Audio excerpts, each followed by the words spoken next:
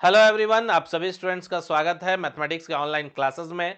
आज के इस सेशन में स्टूडेंट हम लोग स्टडी करेंगे रैंडम वेरिएबल के बारे में।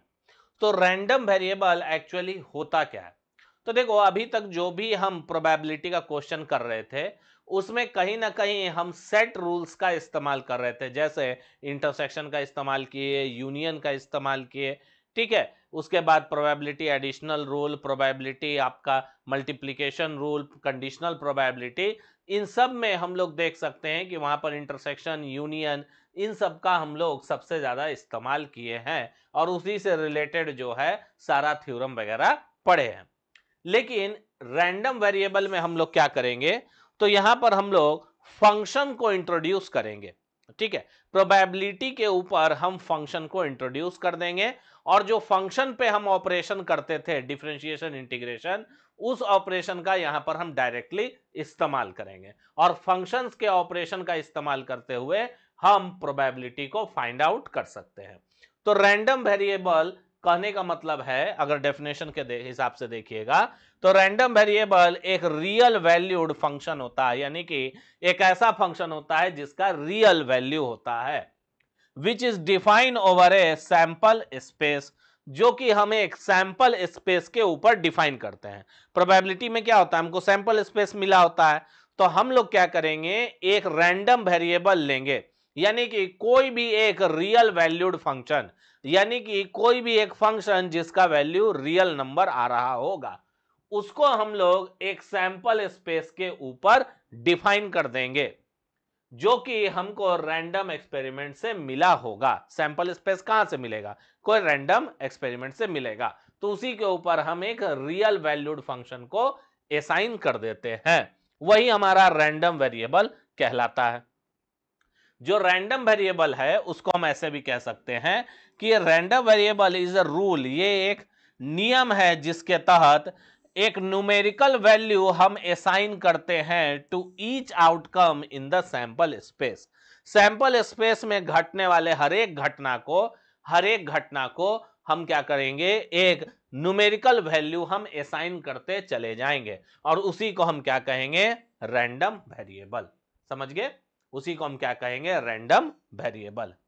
तो कहता है कि अगर कैपिटल एक्स एक रैंडम वेरिएबल है और एस एक सैंपल स्पेस है, तो हम ऐसा लिख सकते हैं कि कैपिटल एक्स जो कि एस के ऊपर असाइन किया गया है, जहां की एस जो है वो एक रियल वैल्यूड फंक्शन को डिफाइन करेगा, दैट इज एक्स ब्रैकेट में X I is equal to omega I, जहां पर ओमेगा आई जो है वो एक रियल नंबर होगा और जो एक्स आई है वो सैंपल स्पेस से मेरा बिलोंग करेगा। ठीक है।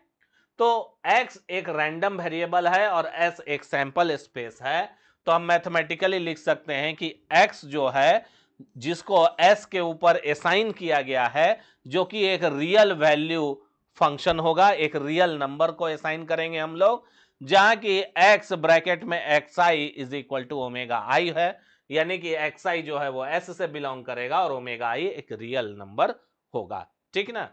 तो इसको हम लोग अब एग्जाम्पल के मदद से समझेंगे। तो यहां पर हम लोग सबसे पहले एग्जाम्पल देखेंगे। डेफिनेशन वगैरह कोई नहीं पूछेगा, बीटेक में सीधा क्वेश्चन पूछता है, तो डेफिनेशन पे ज्यादा फोकस नहीं करेंगे।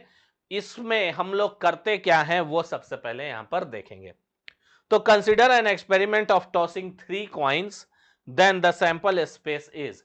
मान लो हम एक एक्सपेरिमेंट कर रहे हैं जिसमें 3 कॉइन को टॉस कर रहे हैं बारी बारी, तो हमारा क्या सैंपल स्पेस बनेगा, यानी कि कितना तरह का आउटकम आने का चांसेस है। तो ये हम लोग पहले भी बना चुके हैं। 3 कॉइन के लिए जो सैंपल स्पेस बनता है उसमें टोटल 8 एलिमेंट होता है। हेड हेड हेड आ सकता है एक ट्रायल में, दूसरा बार ट्राई करिएगा 3 बार टॉस करने का तो टेल हेड हेड आ सकता है, तीसरा बार हेड टेल हेड, चौथा बार टेल टेल हेड, पांचवा बार हेड हेड टेल, छठा बार टेल हेड टेल, सातवां बार हेड टेल टेल और आठवां बार टेल टेल टेल। तो ये मेरा सैंपल स्पेस है। अगर हम इसके ऊपर एक रैंडम वेरिएबल डिफाइन करते हैं एक्स, डिफाइन एक्स, एक्स एक रैंडम वेरिएबल है जो ये कहता है कि number of heads number of heads, ठीक है, in any trial, number of heads in any trial. ये जो एक एक वैल्यू आपका आया है, ये एक ट्रायल करने पर आया होगा, यानी कि 3 बार आप कॉइन को टॉस किए होंगे तो हो सकता है ये वैल्यू आएगा। अगला बार दोबारा 3 बार टॉस करेंगे तो हो सकता है तीनों बार का सीक्वेंस ये रहेगा। तो इसको हम क्या कह रहे हैं, ट्रायल। इसको हम क्या कह रहे हैं, ट्रायल, यानी कि एक्सपेरिमेंट जो परफॉर्म हो रहा है उसको हम ट्रायल कर रहे हैं। तो एक्स क्या है, number of head in any trial, यानी कि इस ट्रायल में, इस ट्रायल में, इस ट्रायल में, इस ट्रायल में, इस ट्रायल में, इस ट्रायल में, इस ट्रायल में और इस ट्रायल में, इन सभी ट्रायल्स में जितना जितना हेड आया है वो एक्स से रिप्रेजेंट किया जाएगा, ठीक है। तो एक्स क्या है, एक रैंडम वेरिएबल है। अब हम ऐसा लिख सकते हैं क्या कि X for H H H, यानी कि random variable X for head head head.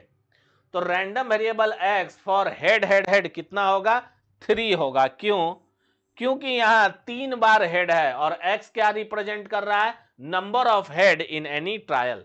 तो इस ट्रायल में कितना बार हेड आया है, टोटल 3 बार हेड आया है। तो हम ऐसा लिख सकते हैं। नेक्स्ट बात करते हैं, नेक्स्ट लिख सकते हैं क्या, एक्स सेकेंड वाला ट्रायल को देखते हैं, टेल हेड हेड। यहां पर कितना बार हेड आया, 2 बार। तो देखो जितना भी ट्रायल जिसमें 2 बार हेड आया होगा, जिसमें 2 बार हेड आया होगा उसको सेम न्यूमेरिकल वैल्यू असाइन होगा 2। तो जितना बार हेड आया होगा सभी को हम यहां पर लिख देंगे। तो एक्स सेकेंड वाला ट्रायल में 2 हेड है, head tail head, is equal to X third वाला ट्रायल में है क्या, नहीं 2 हेड नहीं है। उसके बाद यहां है 2 हेड, हेड हेड टेल। उसके बाद कहीं है 2 हेड, नहीं है। तो ये सभी ट्रायल में जो x का वैल्यू होगा वो कितना होगा, 2। कितना होगा, 2। अब आगे चलते हैं, नेक्स्ट बात करते हैं x tail tail head, tail tail head का बात करेंगे। इसमें देखो हेड कितना बार आया है, 1 बार, क्योंकि x किसको रिप्रेजेंट कर रहा है, number of head in any trial. तो इस ट्रायल में हेड कितना बार आया, 1 बार। तो क्या ऐसा बहुत सारा ट्रायल होगा जिसमें 1 बार हेड आया होगा, तो सभी को नंबर क्या असाइन होगा, 1। तो यहां पर बाकी लिख लेते हैं जिसमें 1 बार हेड आया है, x for tail head tail and x for head tail tail. इसमें कितना बार आया, 1 बार। समझ गए, 1 बार। इन सभी ट्रायल्स में जो x का वैल्यू है वो क्या है, 1 है। और लास्ट में जो x है टेल टेल टेल के लिए वो कितना हो जाएगा, 0। तो इसको पढ़ते हैं random variable x for head head head trial is equal to 3, या इसको हम पढ़ सकते हैं for random variable x 3, for random variable x 3। तो जैसे ही for random variable x is equal to 3 कहेगा तो आपको समझ जाना है कि 3 हेड का बात हो रहा है, ठीक है। इसको क्या पढ़ेंगे, अभी पढ़ेंगे random variable of x for head head head. तो कितना आएगा, 3 आएगा। और इसको कैसे पढ़ सकते हैं, तो इसको पढ़ सकते हैं अगर लिखा हुआ हो x इज इक्वल टू 3, तो इसको कैसे पढ़ सकते हैं, इसको कह सकते हैं कि x चूंकि एक रैंडम वेरिएबल है जो नंबर ऑफ हेड के बारे में बता रहा है, तो x इज इक्वल टू 3 कहने का मतलब है कि 3 बार हेड आने का रैंडम वेरिएबल जो है 3 डिनोट कर रहा है। x जो एक रैंडम वेरिएबल है जो 3 के बराबर है, यानी कि 3 बार हेड आने का चांस जो है, ट्रायल जो है ये बता रहा है, ठीक है। तो इसको इस तरह से हम रखते हैं, यही कहलाता है रैंडम वेरिएबल। ये जो हम असाइन कर दिए नंबर, यही क्या हो गया मेरे लिए, रैंडम वेरिएबल। तो हमेशा किसी भी सैंपल स्पेस के साथ जो रैंडम वेरिएबल असाइन होगा वो एक रियल वैल्यू नंबर होगा। क्या होगा, रियल वैल्यूड नंबर होगा। ठीक है, एक रियल वैल्यूड नंबर होगा, इसी को हम रैंडम वेरिएबल कह रहे हैं। अब आगे बढ़ते हैं। Now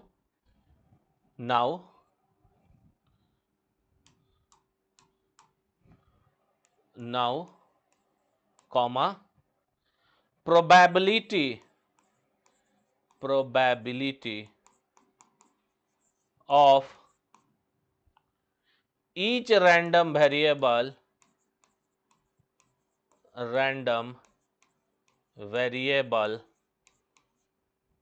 is given by।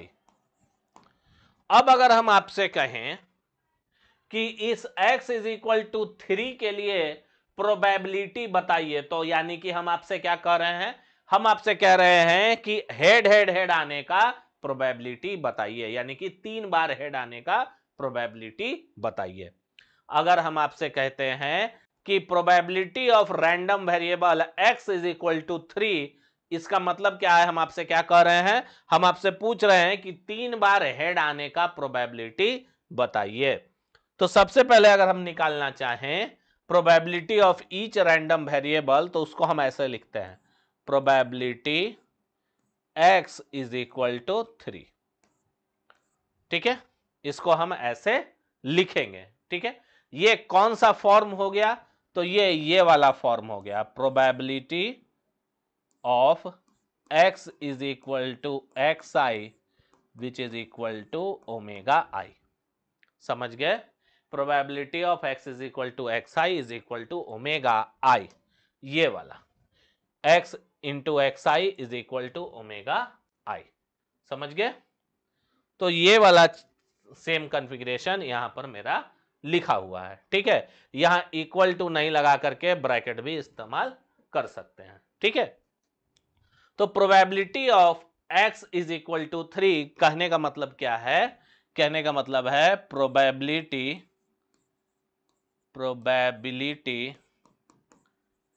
Of random variable x is equal to 3।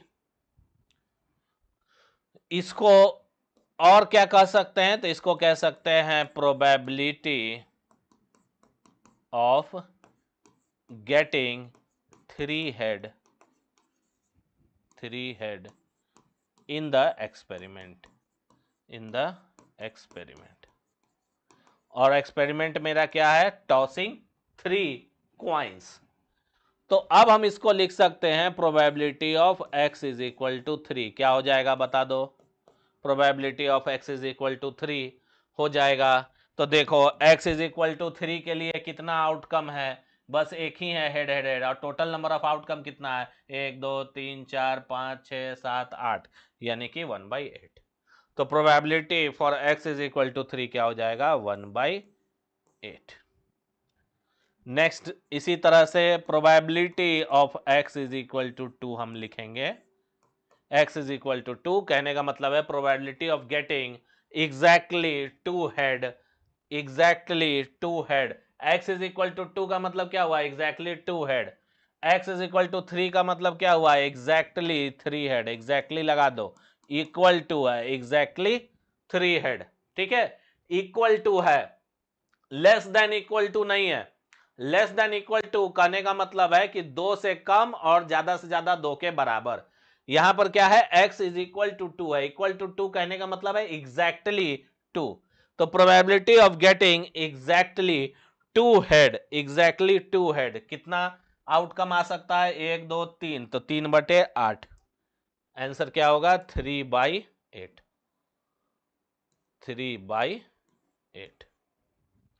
Next है probability of x is equal to 1, यानी कि एक हेड आने का प्रोबेबिलिटी वो भी 3/8 ही है, और probability of x is equal to 0, यानी कि एक भी हेड ना आने का प्रोबेबिलिटी क्या है, प्रोबेबिलिटी है आपका 1/8। एक भी हेड ना आए, एग्जैक्टली 0 हेड आने का प्रोबेबिलिटी क्या है, 1/8। ठीक है, zero head, x is equal to zero, मतलब एक भी हेड नहीं, जीरो हेड। तो यहां पर क्या हुआ कि हम पहले ये सब निकालते थे, सैंपल स्पेस वगैरह निकाल रहे हैं, बाकी उसके बाद फिर आगे कहीं पर प्रोबेबिलिटी पूछा है तो वैल्यू निकाल रहे हैं। तो ये सब करने का अब हमको जरूरत नहीं है। हम क्या किए, एक रियल वैल्यूड फंक्शन लिए, यानी कि एक रियल नंबर लिए यहां पर, और डायरेक्टली उसको असाइन करते चले गए। ठीक है, अलग अलग केसेस के लिए। पहले हम एक x को डिफाइन किए जो कि एक रियल वैल्यूड फंक्शन है। x को हम लिखे number of head in any trial, x को क्या लिख दिए, number of heads in any trial, in any trial. और फिर हम क्या किए, उस x के वैल्यू को हम x को हम एक रियल वैल्यू असाइन करते चले गए। x इज इक्वल टू 3 कब लिखे, जब 3 हेड आएगा।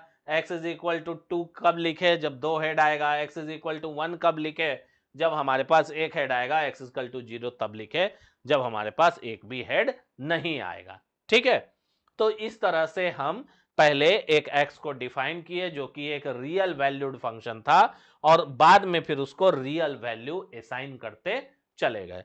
यही है आपका रैंडम वेरिएबल। तो यहां पर जो ये सब असाइनमेंट हम किए हैं, यही आपका रैंडम वेरिएबल कहलाता है।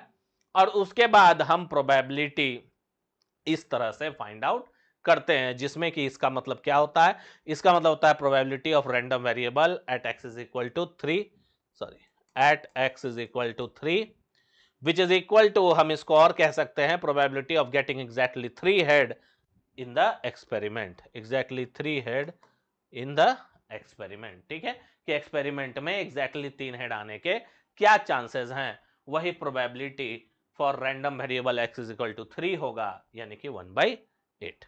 तो इसी तरह से हम रैंडम वेरिएबल में काम करेंगे। आगे बढ़ेंगे, आगे बढ़ते हैं। नेक्स्ट हम लोग पढ़ेंगे टाइप्स ऑफ रैंडम वेरिएबल। ठीक है, क्या पढ़ेंगे, टाइप्स ऑफ रैंडम वेरिएबल, जिसमें कि दो टाइप होता है रैंडम वेरिएबल का। एक टाइप होता है डिस्क्रीट रैंडम वेरिएबल, और दूसरा टाइप होता है कंटिन्यूअस रैंडम वेरिएबल। अब बात करते हैं डिस्क्रीट रैंडम वेरिएबल का। तो डिस्क्रीट रैंडम वेरिएबल कहने का मतलब है एक ऐसा रैंडम वेरिएबल जो केवल होल नंबर्स को लेता है, यानी कि 3, 2, 1, 4 इस तरह से नंबर उसमें असाइन होगा। जबकि एक कंटिन्यूअस रैंडम वेरिएबल में जो असाइनमेंट होगा नंबर का, वो 4.2, 4.3, 4.8, 4.0, 4, 4.1, 4.2, 4.3, 4.4, यानी कि हर एक पॉइंट पर हम असाइनमेंट कर सकते हैं। एक डिस्क्रीट रैंडम वेरिएबल को हम वैसे एक्सपेरिमेंट के लिए इस्तेमाल करते हैं जिसमें या तो आउटकम 1 होगा, या तो आउटकम 2 होगा, या तो 0 होगा। आउटकम कभी 1.5 नहीं हो सकता है, 1.5 नहीं हो सकता है। जैसे कॉइन वाला एग्जांपल, जो 3 कॉइन हम टॉस कर रहे थे, क्या आप कहीं पर ऐसा बता सकते हैं कि जहां पर 1.5 हेड आ रहा हो? ठीक है, यानी कि 1 हेड 2 हेड नहीं, 1.5 हेड आ रहा हो, ऐसा कभी नहीं होगा।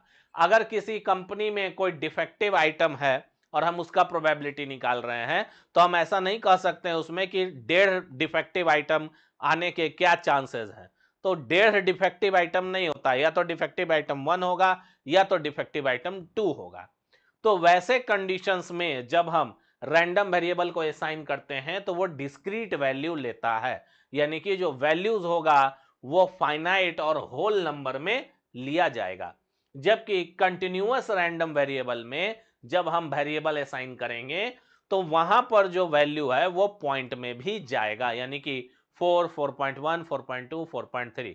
जैसे मान लो कि तुम्हारे क्लास में, सॉरी तुम्हारे क्लास में नहीं, मान लो तुम्हारे पूरे कॉलेज में अलग अलग स्टूडेंट्स का हम वेट निकाल रहे हैं। तो यहां पर जो वेट का डिस्ट्रीब्यूशन होगा वो पॉइंट में भी हो सकता है, यानी कि हो सकता है किसी एक स्टूडेंट का वेट जो है 46.2 हो और किसी एक स्टूडेंट का वेट 46.3 हो। ठीक है, तो हर एक पॉइंट को कवर करेगा, वेट जो है वो हर एक पॉइंट को कवर करता चला जाएगा। ठीक उसी तरह से अगर हम बात करें लैंड का, लैंड के एरिया का, ठीक है, कि मान लिया यहां पर हम लैंड देखने जा रहे हैं इस रीजन में, और इस रीजन में जो डिफरेंट डिफरेंट लैंड्स हैं उनका एरिया क्या क्या है, उसका डिस्ट्रीब्यूशन का अगर हम बात करें तो एरिया जो है वो पॉइंट में भी हो सकता है। ठीक है, पॉइंट वाले एरिया को हम नेग्लेक्ट नहीं कर सकते हैं। तो डिस्क्रीट रैंडम वेरिएबल का जब भी हम बात करेंगे तो यहां जो x होगा वो हमेशा एक होल नंबर लेकर के अपने में चलेगा, एक रियल वैल्यूड फंक्शन होगा जो कि होल नंबर से ही असाइन होगा और फाइनाइट वैल्यू को हमेशा लेता है। ठीक है, तो कहता है a random variable is said to be discrete random variable if it's set of possible outcome comma the sample space S is countable. ठीक है, यानी कि इसमें जो सेट ऑफ पॉसिबल आउटकम्स हैं या जो सैंपल स्पेस है वो काउंटेबल होगा। काउंटेबल कहने का मतलब है फाइनाइट होगा या कोई unending sequence of whole number हो सकता है, एक सीक्वेंस हो सकता है होल नंबर का 0 1 2 3 4 5 6 7 8 9 10 12 13 14 dot dot dot up to dot. ठीक है, तो इसको हम कहते हैं डिस्क्रीट रैंडम वेरिएबल। ठीक है, तो कंफ्यूज नहीं होंगे, डिस्क्रीट रैंडम वेरिएबल में जो आप क्वेश्चंस देखिएगा उसमें हमेशा x को कोई ना कोई एक डिस्क्रीट वैल्यू असाइन किया जाएगा। अब बात करते हैं डिस्क्रीट रैंडम वेरिएबल में हम लोग probability density function probability mass function देखेंगे। ठीक है, फिर आगे चलेंगे तो हम लोग डिस्ट्रीब्यूशन देखेंगे, प्रोबेबिलिटी डिस्ट्रीब्यूशन क्या होता है, तो वो सब हम लोग स्टडी करेंगे। तो यहां पर हम उसी एग्जाम्पल को लेते हैं जो हम लोग पिछली बार कंसिडर किए थे कि consider an experiment of tossing 3 coins then the sample space is. यहां पर हम एक एक्सपेरिमेंट ले रहे हैं अगेन जिसमें कि हम 3 कॉइन को टॉस कर रहे हैं। तो तीनों कॉइन को टॉस किया तो मेरे पास कुछ सैंपल स्पेस आया। यहां हम एक एक्स रैंडम वेरिएबल को डिफाइन किए जो ये बताता है कि number of head in any trial, यानी कि हर एक ट्रायल में कितना हेड आ रहा है। तो x इज इक्वल टू 3 कब होगा, जब 3 हेड आएगा exactly. x is equal to 2 कब होगा, जब एग्जैक्टली 2 हेड आएगा। x इज इक्वल टू 1 कब होगा, जब एग्जैक्टली 1 हेड आएगा। और x इज इक्वल टू 0 कब होगा, जब कोई हेड नहीं आएगा। अब हम लिख सकते हैं the probability of each random variable is given by. अब हम सभी रैंडम वेरिएबल का प्रोबेबिलिटी लिखते हैं जो कि हम लोग पिछले बार भी लिखे थे। For x is equal to 0 का प्रोबेबिलिटी क्या है, 1/8। Probability for x is equal to 1 का प्रोबेबिलिटी क्या है, यह है 3/8। Probability for x is equal to 2 क्या है, ये भी है 3/8। And probability for x is equal to 3 is equal to 1/8। तो ये हो गया हमारा random probability of the random variable, जो हम रैंडम वेरिएबल असाइन किए हैं उसका प्रोबेबिलिटी। इसको हम डिनोट करते हैं, मान लो इसको हम दिखा रहे हैं डॉट डॉट डॉट 1। ठीक है, आई ले लो। ठीक है, तो इसको हम आई से डिनोट कर रहे हैं। ये जो प्रोबेबिलिटी है हर एक रैंडम वेरिएबल के करस्पॉन्डिंग, उसको हम आई से डिनोट कर रहे हैं। अब हमारे पास आता है डिस्क्रीट प्रोबेबिलिटी डिस्ट्रीब्यूशन। तो हम लोग डिस्क्रीट रैंडम वेरिएबल पढ़ लिए हैं। अब डिस्क्रीट रैंडम वेरिएबल में हम एक एग्जांपल समझें डिस्क्रीट रैंडम वेरिएबल का। ये डिस्क्रीट इसलिए है क्योंकि x को जो वैल्यू असाइन किए हैं वो होल नंबर है, 3 2 1 0। कहीं पर भी x को हम 3.5 4.2 4.1 इस तरह का वैल्यू असाइन नहीं किए हैं। ठीक है, तो इसमें आगे हम लोग को पढ़ना है डिस्क्रीट प्रोबेबिलिटी डिस्ट्रीब्यूशन।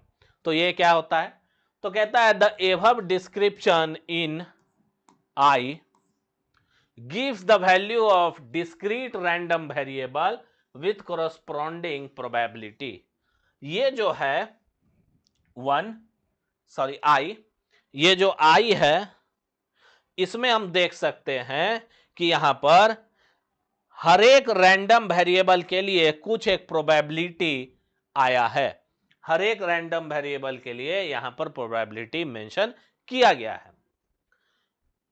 इसी डिस्क्रिप्शन को हम क्या कहते हैं? Discrete probability distribution of A discrete random variable x.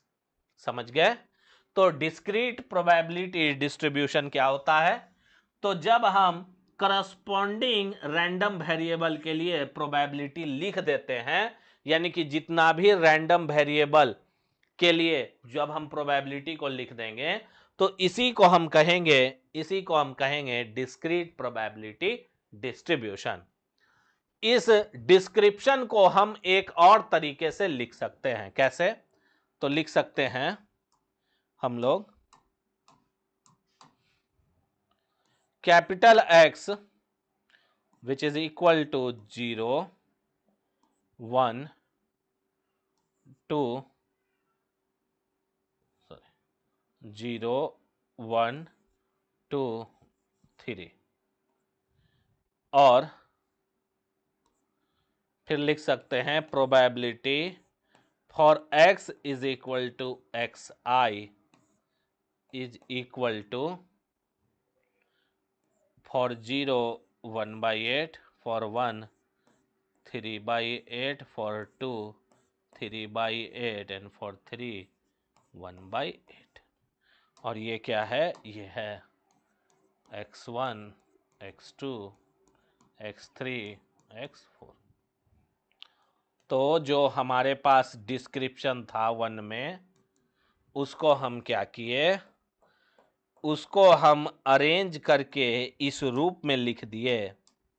और जब इस रूप में कुछ अरेंज करके आपको मेंशन किया होगा तो उसी को हम कहेंगे डिस्क्रीट प्रोबेबिलिटी डिस्ट्रीब्यूशन।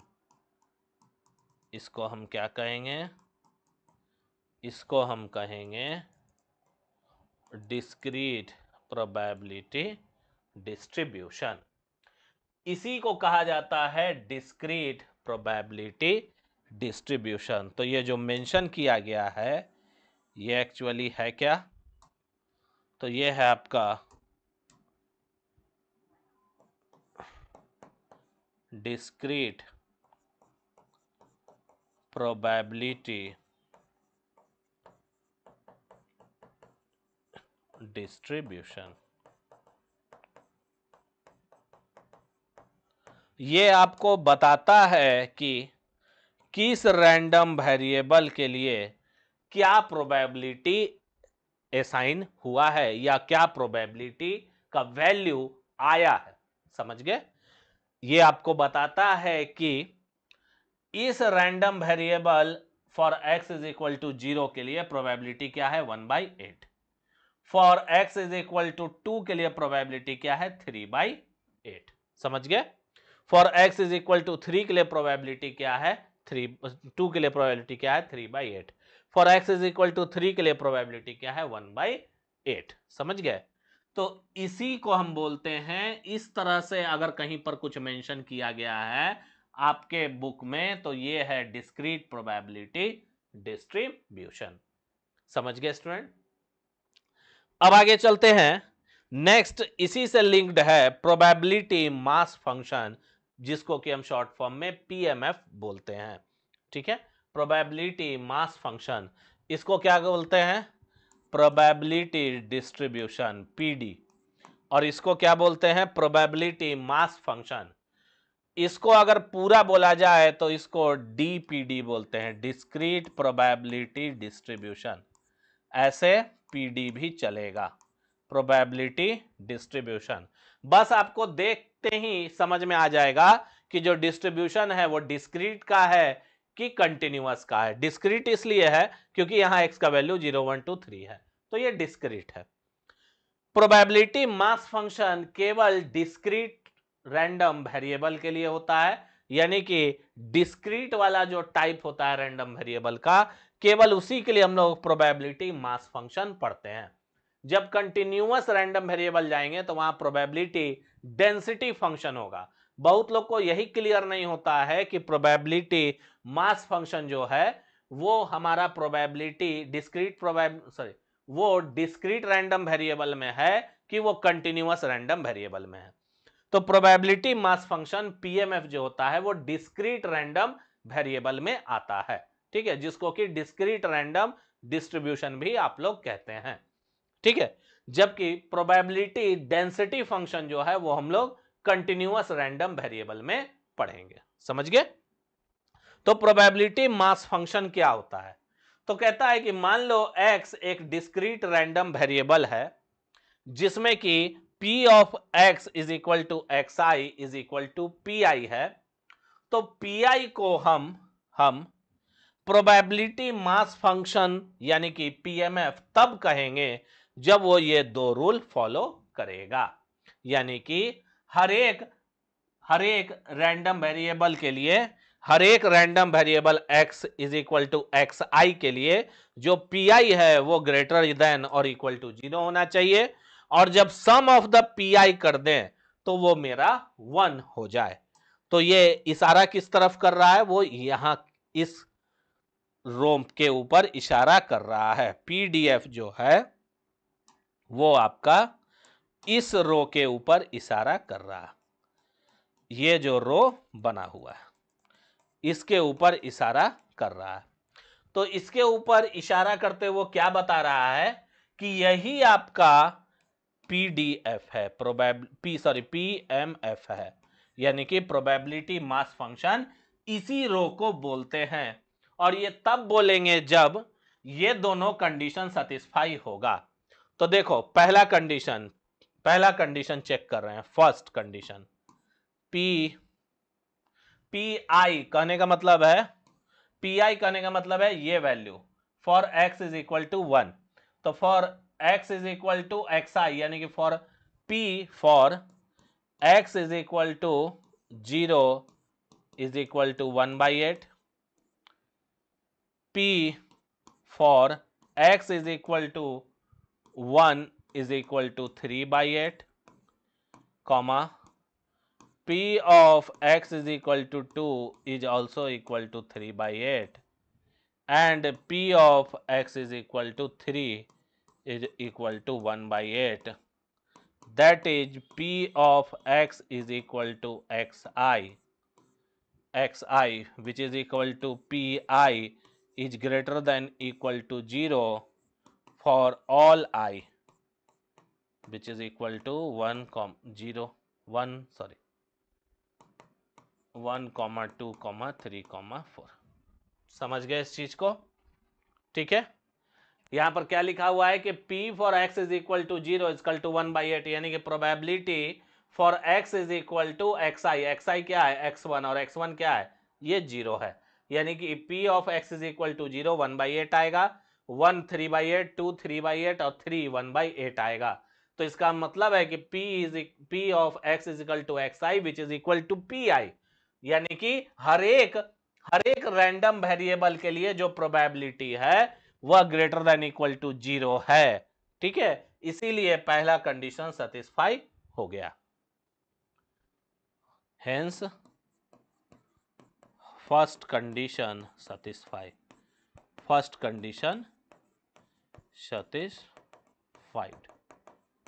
अब आते हैं सेकेंड नंबर ऑफ कंडीशंस पे, कंडीशन नंबर 2।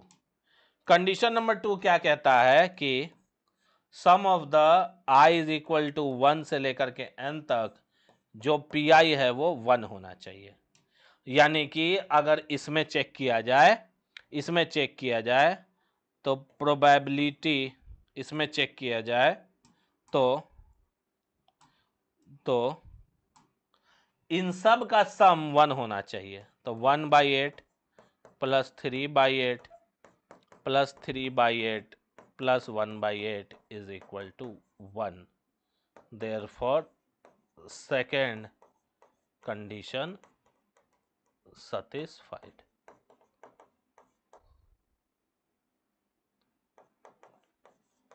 तो यहां पर दोनों कंडीशन जो है ये वाला जो रो है हमारा वो सेटिस्फाई कर रहा है, यानी कि जो गिवन रो है वो क्या है हमारा प्रोबेबिलिटी मास फंक्शन है।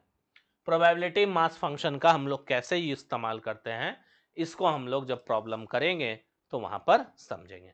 ओके स्टूडेंट, तो आज के लिए इतना ही, बाकी हम लोग नेक्स्ट सेशन में मिलेंगे। Thank you very much.